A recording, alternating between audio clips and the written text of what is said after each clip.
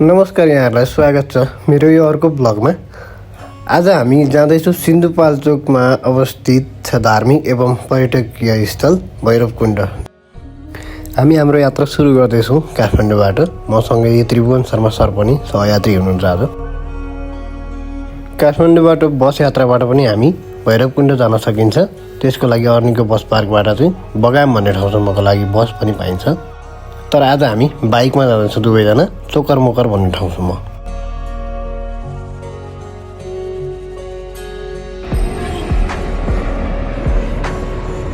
ल केही बेरको पर्खाइपछि चाहिँ सर आइपुगिसक्नु भएको छ। अब हामी यहाँबाट अगाडि बढ्छौँ। भैरवकुण्ड जाने बाटोको बारेमा सम्पूर्ण जानकारी भिडियोमा राख्ने कोसिस गरेको छु। आशा छ भिडियो अन्तिमसम्म हेर्नुहुनेछ। हामीले यात्रा अब सुरु गरिसकेका छौँ बाइकबाट। आउनुहोस् हामीसँगै घुमौँ है त। अहिले चाहिँ हामी मध्यपुर ठिमीमा रहेको यो भाटबटेनीमा आइपुगेका छौँ। यो भाटबटेनीमा चाहिँ हामीलाई ट्रेकिङ गर्दाखेरि चाहिने यस्तो केही खानेकुराहरू यहीँबाट किनेर लाने भन्ने चाहिँ सल्लाह भएको थियो सरसँग। सर अगाडि हुनुहुन्छ र हामी यहाँ केही किनमेल गर्छौँ र किनमेल गरेर चाहिँ यहाँबाट फेरि हामी अगाडि बढ्छौँ।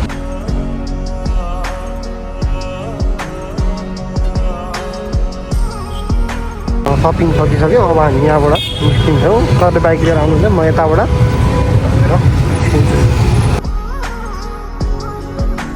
हामीले चाहिँ अब भक्तपुरबाट बाटो परिवर्तन गऱ्यौँ र यो बाटोले सिधै हामीलाई काभ्रेको 5 खाल भन्ने स्थान पुर्याउँछ।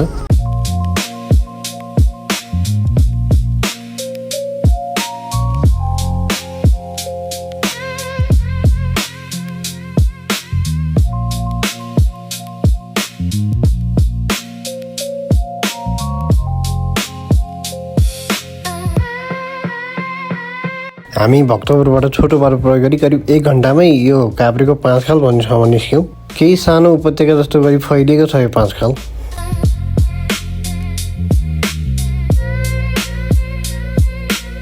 पाँच खालबाट केही अगाडि बढ्ने बित्तिकै यो 0 किलो भन्ने ठाउँ आइपुग्यो। यो 0 किलोमा दुईवटा बाटो छुट्टिन्छ। यता देब्रेपट्टिको बाटो हुँदै मिलम्ची, हेलम्बु, 5 पोखरी, आमायाङ्ग्री पुग्न सकिन्छ भने आज हामी दाहिनेतर्फको बाटो नछोडिकन अगाडि बढ्दैछौँ।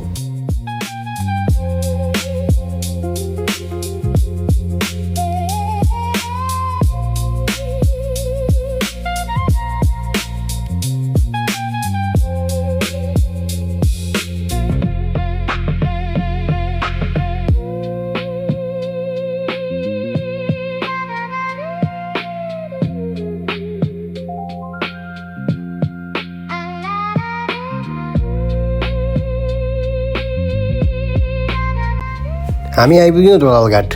यो दोलालघाट इन्द्रावती नदी किनारमा अवस्थित छ र यो इन्द्रावती नदी यहाँ केही अगाडि गएर सुनकोसीमा गएर मिल्छ।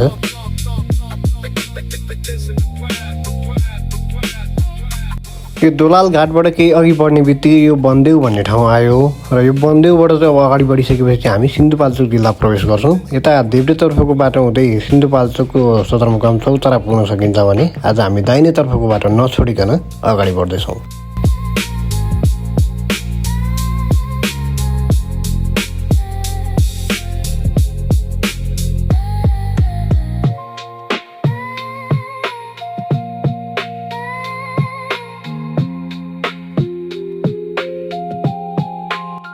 यो हो सिन्धुपाल्चोकको सुकुटे बजार। पर्यटकीय हिसाबले एकदमै महत्त्वपूर्ण छ। राफ्टिङ र माछाको लागि एकदमै प्रसिद्ध छ। विशेष गरी आन्तरिक पर्यटकहरू चाहिँ यहाँ गर्मीको मजा लिन आउनुहुन्छ। अगाडि देखिँदै गरेको स्थान बलेफी हो। यता दाहिनेपट्टि दुईवटा नदीको सङ्गम छ र त्यो सङ्गमको बिचमा एउटा मन्दिर छ महादेवको, कपिलेश्वर महादेव। हामी आइपुग्यौँ बलेफी। यहाँ हामी चिया खाजा खान्छौँ अनि अगाडि बढ्छौँ।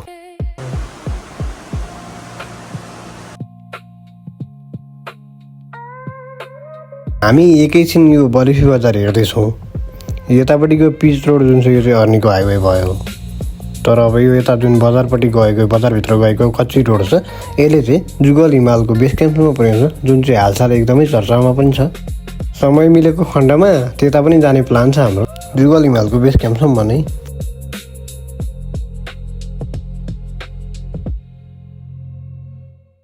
रेडी ब्यागको ब्यागबाट खिच्नु अफिसको काम हो, पछाडिबाट फोटो खिच्नु घुम्नु जानु लाग्यो।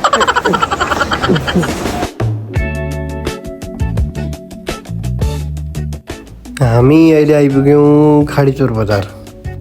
यहाँ अगाडिबाट दाहिनेतर्फ मोडिएर दोलखा रामेछाप पुग्न सकिन्छ, तर आज हामी भने सिधै अगाडि बढ्दैछौँ।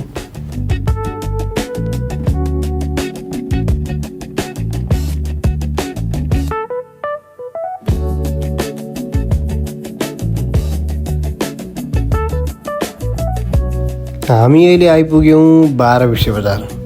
यहाँबाट विभिन्न गाउँ बस्तीहरूमा ठाउँमा पुग्नको लागि चाहिँ बोलेरो गाडी एकदम मजाले प्रशस्त पाइन्छ यो ठाउँमा।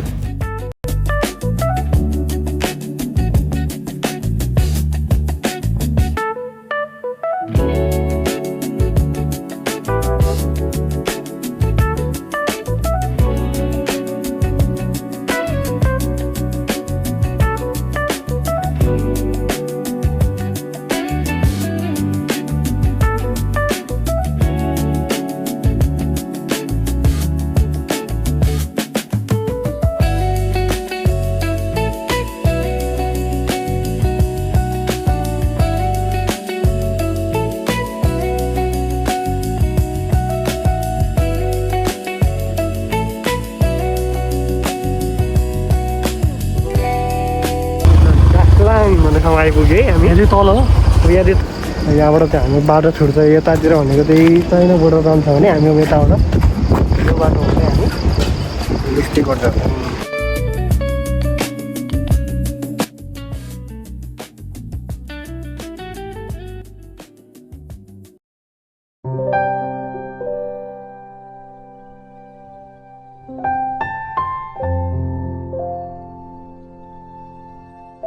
बिहान मौसम अलिक धमिलो थियो, अहिले घाम लागेर यस्तो हो। काङलाङ भन्ने ठाउँमा एकछिन नर्मल्यो। अब यहाँबाट फेरि हामी अगाडि बढ्दैछौँ।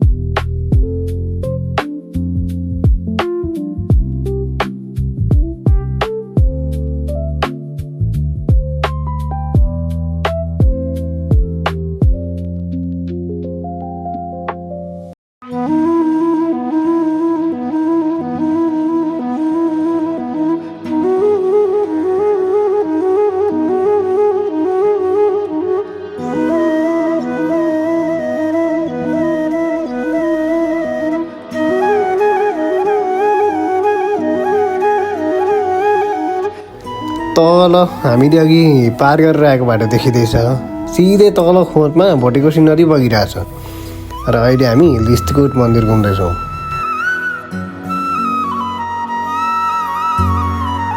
अहिले चाहिँ हामी लिस्टीकोट लिस्टीमाई भनेर प्रसिद्ध मन्दिरमा चाहिँ आइपुगेर यहाँ दर्शन गऱ्यो। सबैले दर्शन गर्नुभयो। तपाईँको भ्यू हेरेर चाहिँ हामी एकदम खुसी भयौँ है। अलिअलि घाम लागेको छ, बिहान पानी परिरहेको थियो, अहिले चाहिँ ठिक्क घाम पनि लागेको छ। यहाँबाट तलतिरको भ्यू एकदम राम्रो छ, मैले देखाइसकेँ। अब हामी यहाँबाट सगाम बगाम हुँदै आज चोकर मोकरसम्म चाहिँ हामी बाइकमा यात्रा गर्नेछौँ।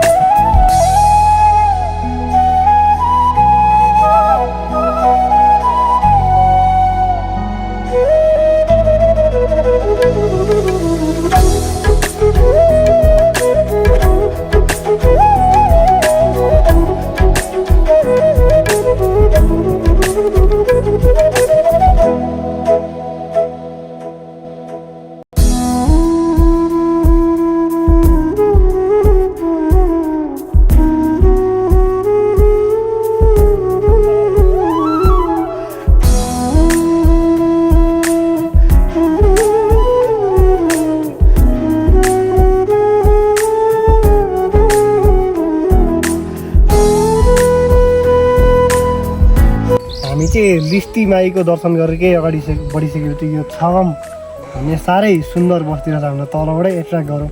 हामीले लगभग आधी घन्टा जस्तै नै हामी अल्मल्यौँ। अब हामी चाहिँ यहाँको फोटो भिडियो खिचेर यहाँको भ्यू हेरेर एकदम रमाइलो लाग्यो। चिसो ठाउँ पनि छ र तपाईँहरू घुम्न आउँदै हुनुहुन्छ नि यो ठाउँ पनि हेर्नु ल। तल पनि उहाँहरू खिच्दै हुनुहुन्छ त्यहाँ बाइक लगेर हामी पनि गयौँ। अब हामी यहाँबाट अगाडि बढ्छौँ।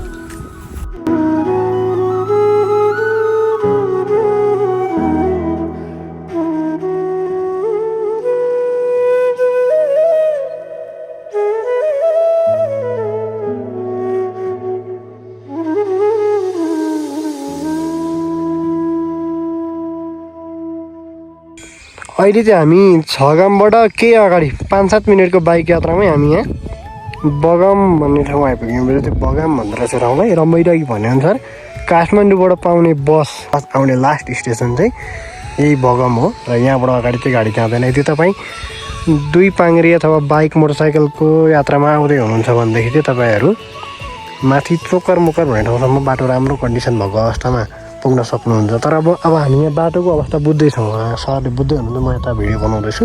बाइक लिएर अब चोकर मोकरतर्फ अगाडि बढ्दैछौँ बगामबाट।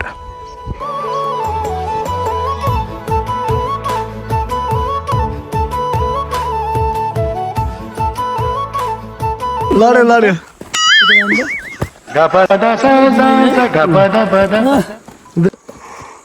हेर्नु त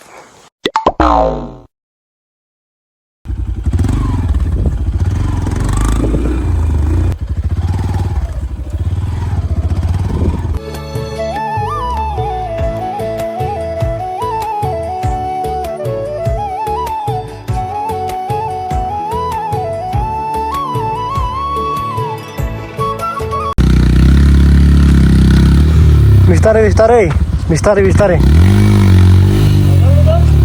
खेल्नुपर्छ।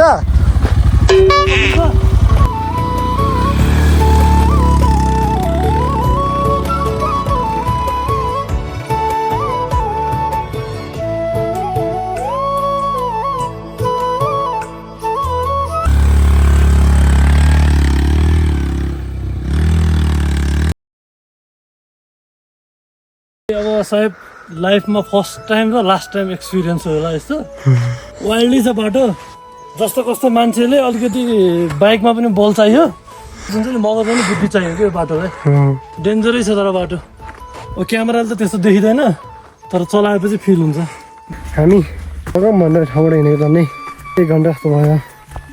बाटो चाहिँ पुरै अप्ठ्यारो छ। ठाउँ सोलिङ त गरिरहेको छ, तर त्यो सोलिङ गर्नलाई 1 स्टेप 2 स्टेप माथि यस्तो चढ्नु परेको छ कि। घना जङ्गल छ। काहीँ बाइक ठेल्दै लडाउँदै उड्दै बगामबाट हिँडेको लगभग 1 घन्टा हुनु लाग्यो। तर हामी अझै पनि यो बाइक पुग्ने ठाउँसम्म चाहिँ पुग्न सकिरहेको छैनौँ। कुहिरो लागेको छ। अलिअलि पानी पनि परिरहेको छ। झिमझिम पानी नपर्दा यस्तो चिप्लो छ। झन् पानी पर्यो भन्दै चाहिँ एकदमै हालत खराब छ। त्यही भएर बाइक लिएर आउँदै हुनुहुन्छ भन्दाखेरि चाहिँ बाटो मौसमको एकदमै अपडेट लिएर मात्रै लिएर आउनु होला, नत्र एकदम बिजोग हुन्छ है तपाईँहरूको। पानी पनि परिरहेको छ। झ्याप्पै भिजिसक्यो। चिप्लो छ बाटो सधैँ बाइक। पानीले भिजेर ल्याप्फै भयो ल्याप्फै। सब भिलो भिलो भएको छ। धेरै जाडो भइसक्यो। पानीले लोत कुट्यो मलाई।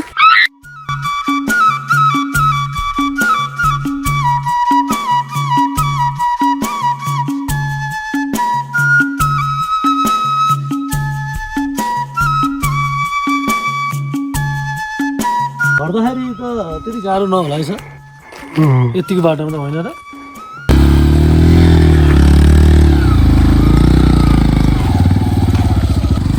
जान्छ त्यहाँ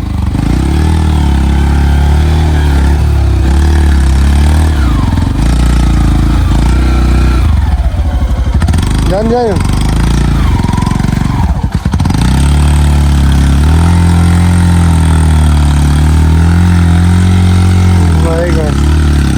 गयो त्यो बिजोग छ है बाटो। पानी परेर नि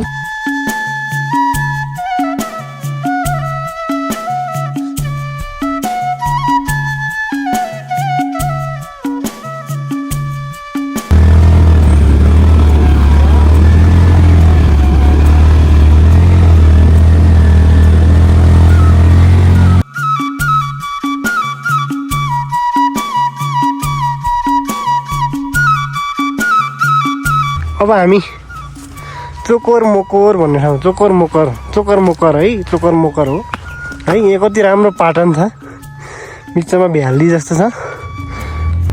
सरहरू चाहिँ माथि यहाँ होटल छ एउटा, बाइक राख्नु जानुभएको छ। कुहिरो लागेको ठाउँ के यहाँनिर यो प्राकृतिक रूपमा हेर्दाखेरि पनि यहाँको पुरै पहेँलो यो फुलहरू चाहिँ बुट्टा छरे जस्तै है, हरियो पाटन छ यहाँ।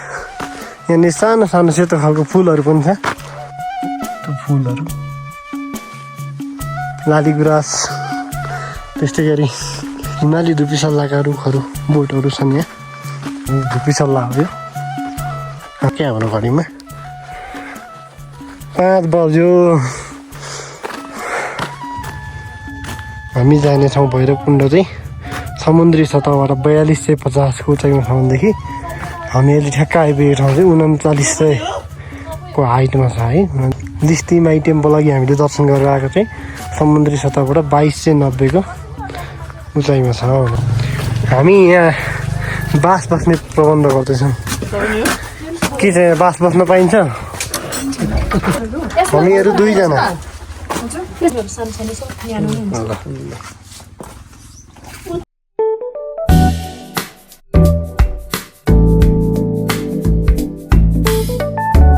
आगो बाल्नको लागि रेडी गर्दै हुनुहुन्छ। दाउरा चाहिँ यसरी स्टक गर्नु भएको छ उहाँहरूले आगो बाल्नलाई। भित्र चाहिँ किचन रहेछ है। हाम्रो सर एक्साइटेड भएर चाहिँ आगो पनि सरले नै बालिदिनुहुन्छ कि आउँदैन आउनुलाई यहाँ आएर आगो ताप्नु पाउनु भनेको भाग्यमान्य मात्रै हो। अनि दुध के अरे दुध चिया खानु पाउनु पनि भाग्यमान।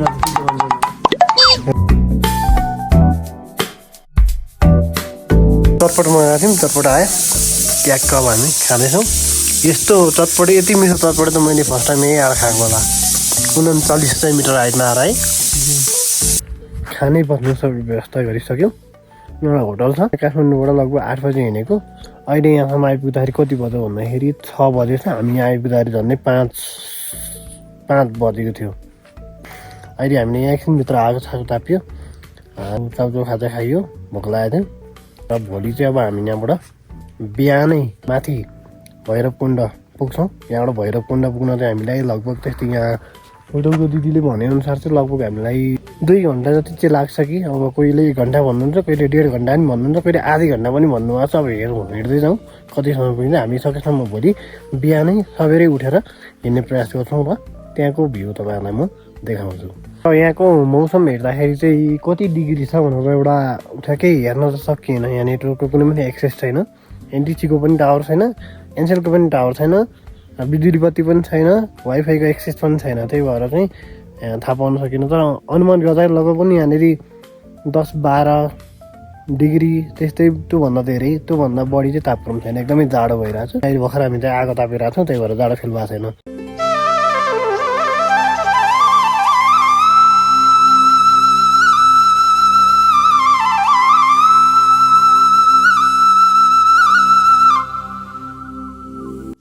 अब हामी चाहिँ दोस्रो दिनको ट्रेकिङमा आज दोस्रो दिन ट्रेकिङ होइन, ट्रेकिङ चाहिँ आजबाट सुरु भएको छ।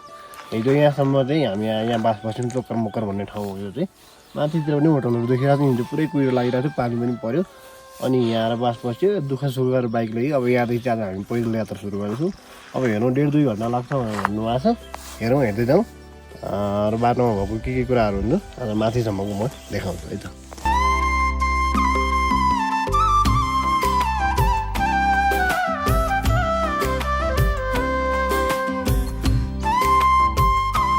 हेलो एमएससी के भन्नु छ?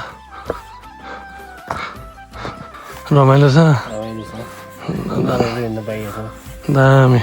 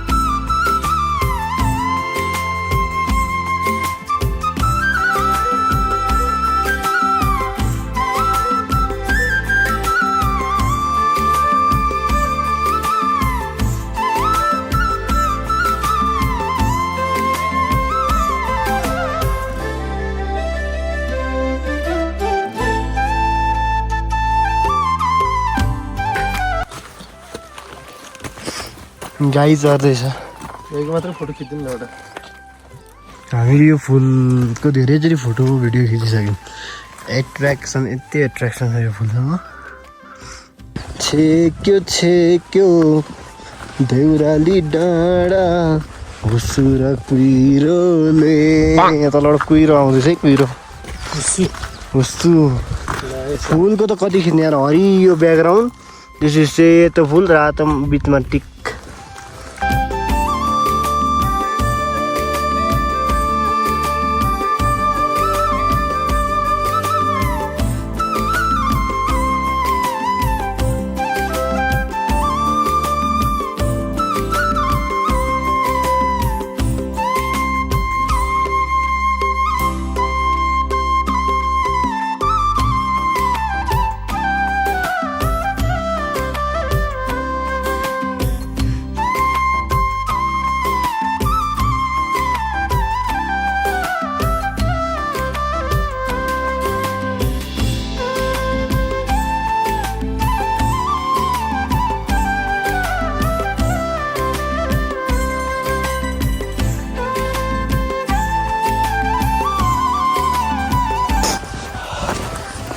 Finally at भैरवकुण्ड।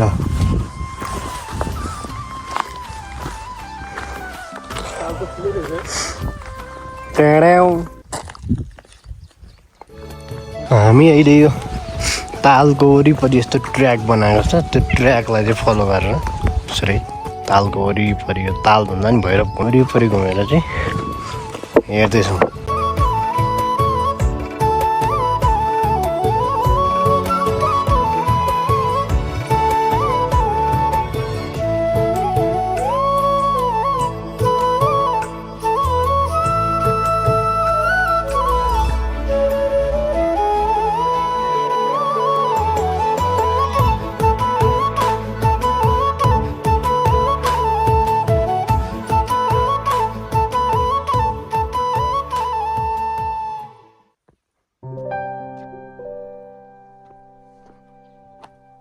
प्रकृतिको लीला के अरे के भन्छ नि, लीला अपरम्पार छ क्या। अपरम्पार त्यसको त्यो सीमा नै छैन क्या।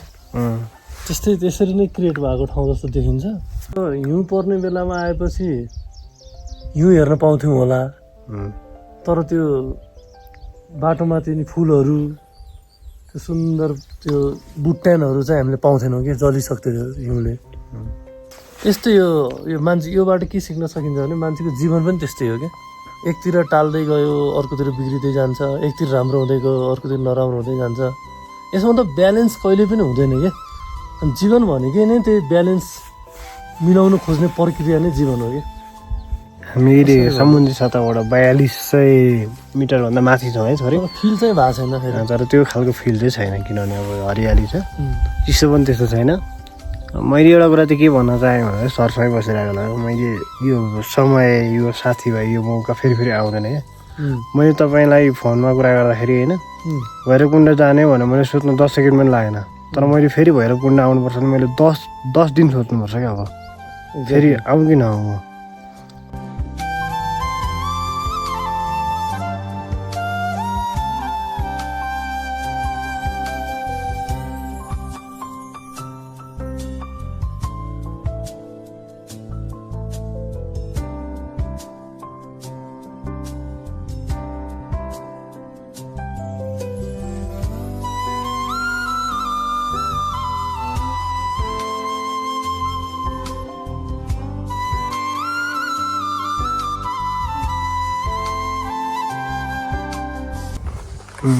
भैरवकुण्ड बिचमा एउटा मन्दिर जस्तो छ यहाँ हेर्दाखेरि।